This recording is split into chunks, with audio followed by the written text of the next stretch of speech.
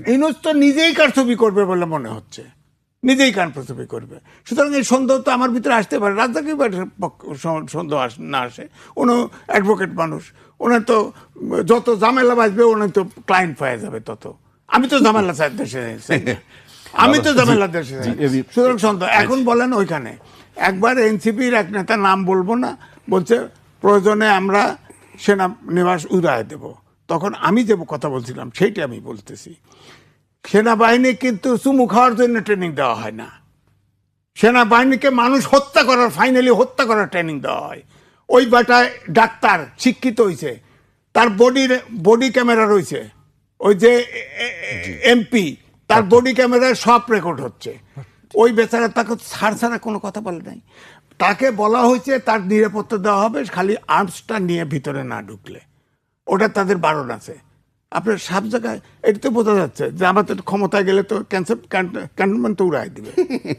সুতরাং তাকে গ্রেপ্তার করে নাই কে, এইটা আমার অভিযোগ সেনানিবাস সম্পর্কে। তাকে ঢুকতে দেয় না এটা না, সে যা ভাষায় বিয়ে করছে। আমি তারেক রহমানের প্রতিদ্বন্দ্বী, আরে বাপের বেটা, তারেক রহমানের ওই পাস করবি তুই বেটা, ওইতে দেখায়। আর তার বলছে তো আপনি অস্ত্র রেখে যান, অস্ত্র রাখার একটা এমপি বারবার তাকে ছাড় বলে কত বিনয়ের সাথে করতেছে, সে যাবেই। হ্যাঁ, শেষ পর্যন্ত তার সিনিয়র অফিসারকে লাগাই দিয়েছে, তার সাথে আবার টেলিফোনে কথা বলছে। আইন তো ভাঙতে পারবে না কেউ, কারণ এটা সেনাবাহিনীর বোর্ডের সিদ্ধান্ত। ওখানে আপনি অস্ত্র অনেক সারা রাস্তায় রাজ্জাকি ভাই গাড়ি চালা যায়, কি ট্রাফিক ভেঙে ছুড়ে যায়, আমরাও যাই। ক্যান্টনমেন্টে ঠান্ডার ঢুকলেই, জাহাঙ্গীর গেটে ঢুকলেই তো সোজা হয়ে যান, আর তো থাকেন না। এই বেটা এমপি দাঁড়াইছে, সোজা হয় না, ওরে ঘেটটির দেওয়া লাগে, ওকে গ্রেপ্তার করা উচিত ছিল। গ্রেপ্তার করে বুটের গুতায় ওরে আক্কল দিয়ে দেওয়া উচিত ছিল, ছেড়ে দিয়েছে কেন ওকে? এখন আবার দুঃখ প্রকাশ আছে নাকি? আপনি গণহত্যা করে দুঃখ প্রকাশ করবেন, মাফ হয়ে যাবে? আপনি ক্যান্টনমেন্টের গেট ভেঙে দিতে চান, আপনি মাফ করে দেবেন?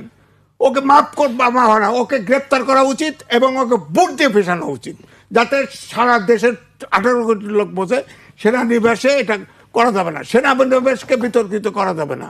আমাদের শেষ আশ্বাসটা যেমন বিচার বিভাগ, তেমনি সেনানিবাস। আপনি সেনানিবাসে তছনছ করে গেটের ভিতরে কতক্ষণ বলে ঝগড়া করছে, কিন্তু কেন ওর তো বেটার খেয়ালই নাই যে বডি ক্যামেরা আছে। এখন ইলেকশনেও বডি ক্যামেরা কিনছে, দিবে কিন্তু।